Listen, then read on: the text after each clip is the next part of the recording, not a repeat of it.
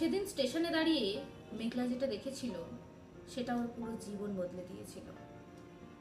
সায়ক বলেছিল আমি আসবো, শেষবারের মতো দেখা করব, কিন্তু ট্রেনটা চলে গেল, প্ল্যাটফর্ম ফাঁকা হয়ে গেল, কিন্তু সায়ক এলো না। মেঘলা বারবার ফোন করছিল, সুইচ অফ। ঠিক তখনই একটা মেসেজ, আমি স্টেশনে আসতে পারবো না, ক্ষমা করে দিও। মেঘলার বুকের ভেতরটা কেঁপে উঠল, কারণ সায়ক তো নিজেই বলেছিল শেষবার দেখা না করে আমি কোথাও যাচ্ছি না। তাহলে কোথায় গেল সায়ক? স্টেশনের আসার আগে কি কিছু হয়েছিল, নাকি সায়ক ইচ্ছে করেই আসেনি?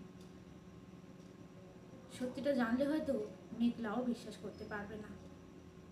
এরকমই গল্প নিয়ে আমরা আসছি তৃতীয় পর্বে। কি হয়েছিল আসলে সায়কের সাথে সেটা জানতে হলে অবশ্যই সাবস্ক্রাইব করবেন আমাদের চ্যানেল।